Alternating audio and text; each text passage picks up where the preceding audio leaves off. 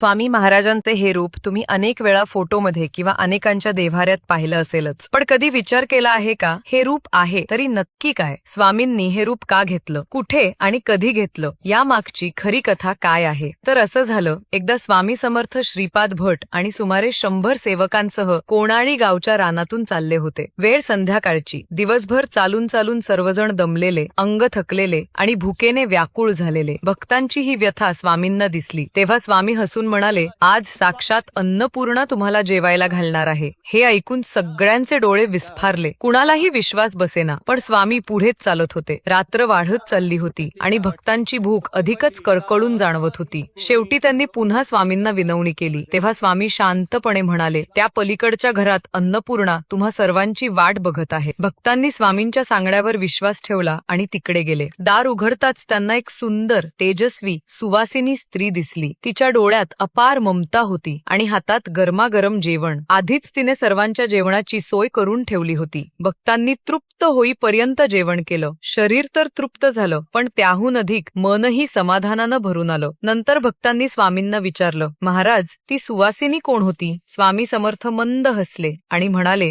ती दुसरी कोणी नसून माता अन्नपूर्णाच होती. तुम्हाला जेवायला घालण्यासाठी ती माझ्याच रूपातून प्रकट झाली होती. म्हणूनच स्वामी समर्थांना अनेक भक्त स्वामी आई म्हणूनही हाक मारतात. भक्त जेव्हा आई म्हणून हाक देतात तेव्हा स्वामी खऱ्या आई वडिलांसारखे धावून जातात. म्हणूनच त्यांना सर्वव्यापी, सर्व गुणसंपन्न आणि अन्नपूर्णेच्या मूर्तिमंत रूपात मानलं जातं.